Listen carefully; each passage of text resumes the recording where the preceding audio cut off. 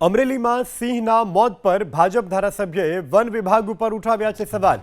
જાફરાબાદ રેન્જમાં 1.5 માસમાં 8થી વધુ અને 2 દિવસમાં 3 સિંહના મોત થતા હીરા સોલંકીએ ઉઠાવ્યા છે સવાલ।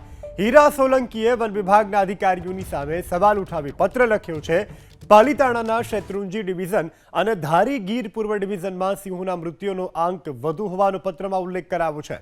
સિંહોના થતા મૃત્યુને અટકાવવા યુદ્ધના ધોરણે કામગીરી કરવા હીરા સોલંકીએ માંગ કરી છે।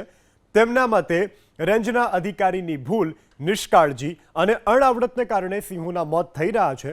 જે તે સમયે તપાસની માગણી કરવામાં આવી હતી અને જો આ કરવામાં આવ્યું હોત તો સિંહના મોત અટકાવી શકાયા હોત તેવી પણ વાત કરવામાં આવી છે। આ સિવાય સિંહો માટે પીવાના પાણીની યોગ્ય વ્યવસ્થા નથી।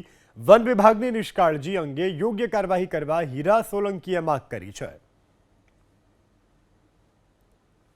તો ગઈકાલે ડીસીએફના અધિકારીઓએ દાવો કર્યો હતો કે આવો કોઈ રોગ નથી, આ બધી રૂટીન પ્રક્રિયા છે, કોઈ મોટી મહામારી નથી। પ્રાથમિક રિપોર્ટના આધારે એનિમિયા કે ન્યુમોનિયા હોવાના કારણે એમનું મોત થયું છે અને જ્યારે આ એક છે બહુ કુદરતી મૃત્યુની ઘટના છે। જ્યારે માદા સિંહણ જ્યારે બચ્ચાને જન્મ આપતી હોય છે ત્યારે જન્મ દરમિયાન એક સામાન્ય ઘટના છે કે એકાદ એમનું બચ્ચું નબળું પણ હોઈ શકે।